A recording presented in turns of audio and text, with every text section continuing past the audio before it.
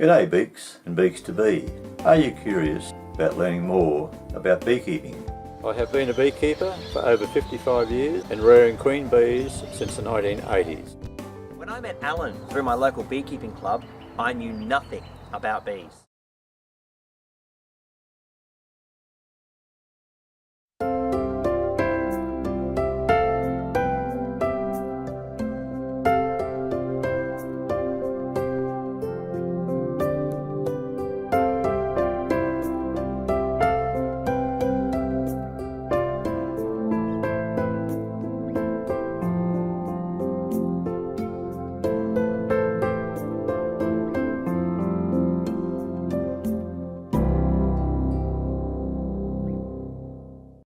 The main purpose of this experiment is to save your good frames when they are in short supply and you're in need of drawn comb for your honey supers.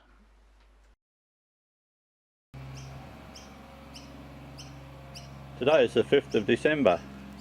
I've just returned from a trip to the irradiation plant Steritech up at Narangba, and this is 4 hives that I've had to kill because of AFB disease.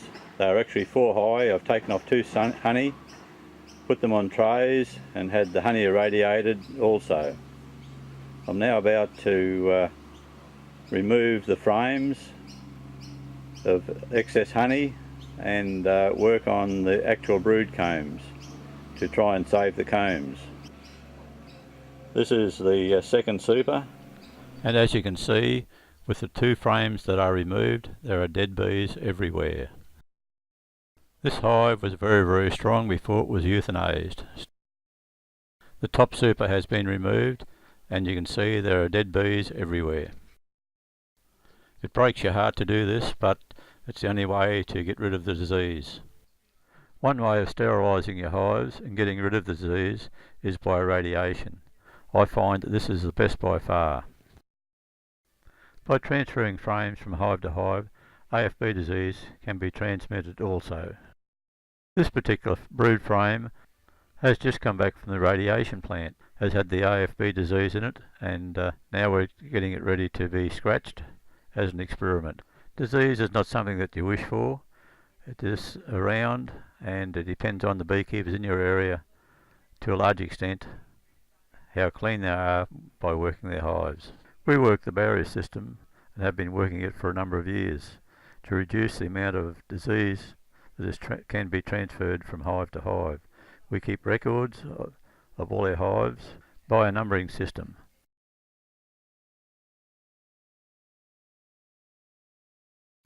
I'm now scratching this brood to remove the cappings so the bees can clean out all those cells of the brood comb. When put on a strong hive, it will only take a couple of days for the bees to clean out all those cells.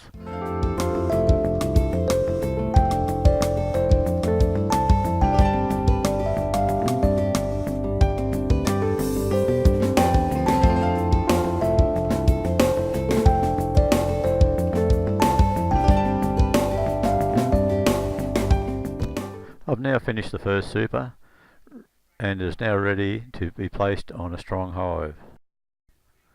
Each frame is marked with a date and IR referring to irradiation or irradiated.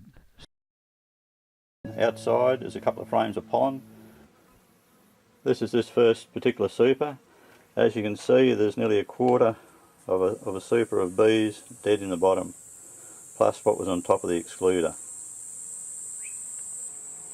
Over here I've transferred frames of honey which have been irradiated, and I will feed those back to my nucleus hives or any hives that may need honey for their own stores.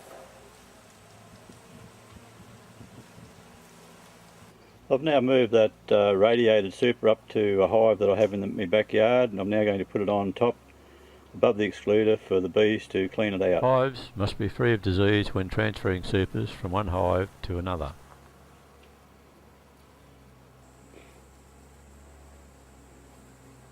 Super number 58 is now on top of this particular hive for cleaning out purposes. And there's the lid with more dead bees that I'd scraped off during the process. The next process is to remove all the dead bees, wash the supers and let them dry out, ready to be put back into production. I'm finally whittling the supers down. I'm on my 4th super. Dead bees coming out of my ears.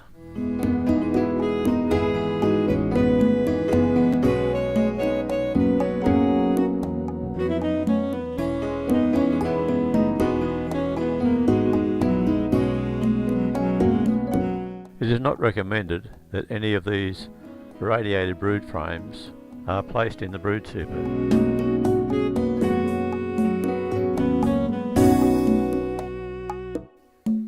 Day 2 of this particular hive, the bees are cleaning out the irradiated combs that we scratched.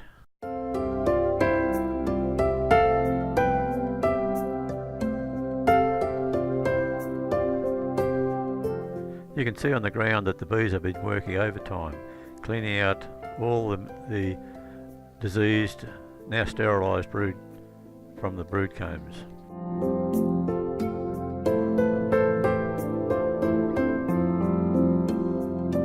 I raised the lid on the hive because I saw a number of bees trying to get out through the air vents. After the lid was raised, the bees started pouring out with bits and pieces of the old brood to clean the cells. It is now day 3 and I'm about to open the hive up to see how much of the material has been removed from the sterilised frames.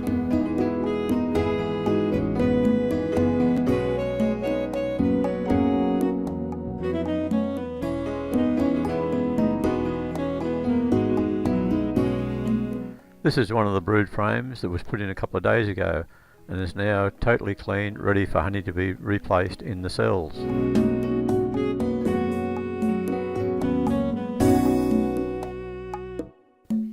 I'll leave this particular super on this hive for another couple of days so that they totally clean every particular cell before I put it onto another hive for filling with honey.